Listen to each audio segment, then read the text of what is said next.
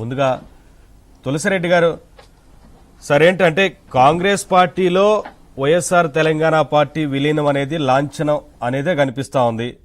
So ఏంటి Congress party ఏపీకి సంబంధించిన నేతలు స్వాగతిస్తున్నారా, ఎట్లా చూస్తున్నారు? అన్మ్యూట్ చేయండి తులసిరెడ్డి గారు, మ్యూట్లో ఉంది ఆడియో.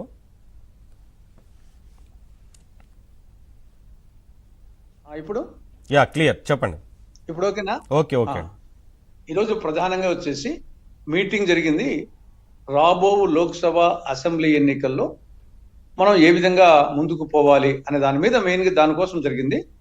దాంట్లో మల్లికార్జున ఖర్గే గారు, రాహుల్ గాంధీ గారు, వేణుగోపాల్, మాణిక్యం ఠాకూర్, మయ్యప్పను, కృష్ణపర్తో పాటు ఆంధ్రప్రదేశ్ ఉన్నటువంటి పొలిటికల్ అఫైర్స్ కోఆర్డినేషన్ కమిటీ సభ్యులు 22 మంది ప్లస్ వాళ్ళు పాల్గొనడం జరిగింది. ఇది ప్రధానంగా లోక్సభ అసెంబ్లీ ఎన్నికలకు సంబంధించినటువంటి స్ట్రాటజీ. ఆ నేపథ్యంలో ఫస్ట్ ఆఫ్ ఆల్ తీసుకున్న డెసిషన్ ఏమంటే, ఇంకా ఉండేది చాలా టైం తక్కువ, కాబట్టి ఉధృతంగా ప్రచారం చేయాలి.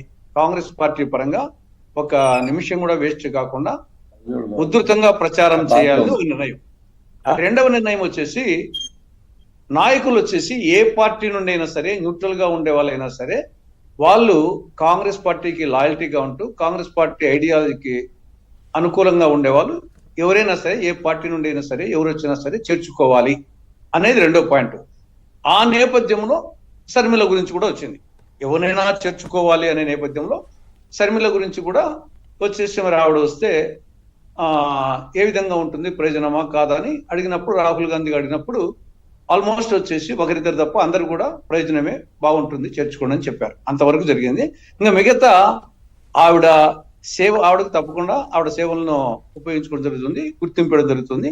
మరి ఏ విధమైనటువంటి గుర్తింపు అనేది అది డిస్కషన్కి రాలే. ఓన్లీ వచ్చేసి చేర్చుకోవడం వల్ల ప్రయోజనమా కాదా అని అడిగారు.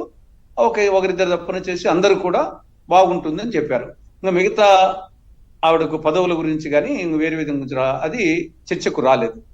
ఇంకా మిగతా వచ్చేసి ఇంకా మామూలుగా ఎవరెవరు అభిప్రాయాలు వచ్చేసేసి ఎట్టెట్టుందని చెప్పేసి అందరి అభిప్రాయాలు ప్రతి ఒక్కరికి ఒక 3 minutes చేసి అందరికి 22 మంది కూడా మాట్లాడే అవకాశం కల్పించారు. తర్వాత వాళ్ళు కూడా మాట్లాడారు. ఇది ఈ రోజు ప్రధానంగా జరిగింది. ఒకసారి కొంచెం పొత్తుల గురించి కూడా ఉంటాయా అని కొందరు ఉన్నప్పుడు, పొత్తులు వచ్చేసి ఇప్పుడు ఆ పరిస్థితి బట్టి ఆల్రెడీ జాతీయ స్థాయిలో ఇండియా కూటమి ఉంది.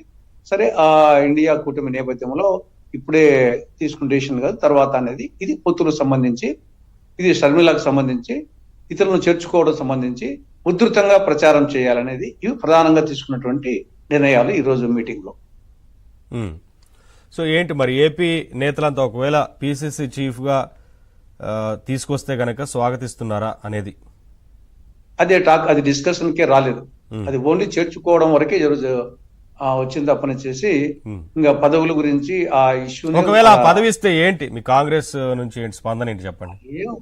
ఇప్పుడు ఆలు లేదు చూలు లేదు కొడుకు పేరు సోమలింగం అన్నట్టు దాని గురించి ముందుగానే డిస్కషన్ చేయడం ఎందుకు? దగ్గరకు వచ్చే మొత్తం లైన్ లోనే ఉంది కదా సార్ వ్యవహారం, ఇంకేముంది?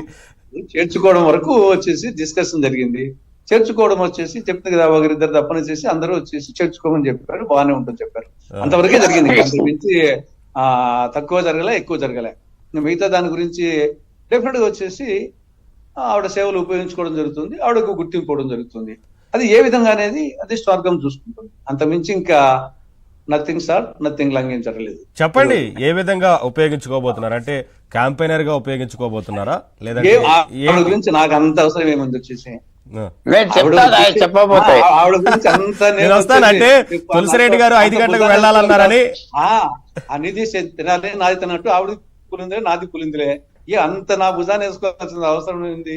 డెఫినెట్ గా వెల్కమ్ చేస్తాం. మిగతా అది స్వర్గం ఏ నిర్ణయం తీసుకున్నా శిరసాగిస్తాం, అంతే తప్ప నేను అంత వచ్చేసి భుజాన్ని వేసుకొని చేయాల్సిన అవసరం నాకేముంది? తులసిరెడ్డి గారు సరే, నేను ఎప్పుడో నేను 1988లోనే అంటే నేను రాజశేఖరికి అగ్రెస్ట్ గా వచ్చేసి తెలుగుదేశంలో ఉండి ఎన్టీఆర్ ఉన్నప్పుడే నేను రాజ్యసభ మెంబర్ అయినా 23 ప్లస్ అంత ముందు 35 సంవత్సరాల కిందట రాజ్యసభ మెంబర్ అయ్యాను. తెలుగుదేశం పార్టీ తరఫున జెడ్పీ చైర్మన్ అయ్యాను. ఇనానిమస్ గా జిల్లాలో రాజశేఖర్ నాకు అగ్రెస్ట్ గా పోటీ పెట్టాలని కూడా పోటీ పెట్టలేకపోయాడు తెలుగుదేశం ఉన్నప్పుడు. కాబట్టి నేను వచ్చేసి అంత భుజాన్ని వేసుకోవాల్సిన అవసరం నాకేముంది? కాంగ్రెస్ పార్టీలో ఉన్నాను కాబట్టి డెఫినెట్ గా వచ్చేసేసి అధిష్టానం తీసుకున్న ఏ నిర్ణయాలను శిరసావహిస్తాను. ఓకే, అంటే ఇంకొక అంశం వస్తా ఉంది. కడప నుంచి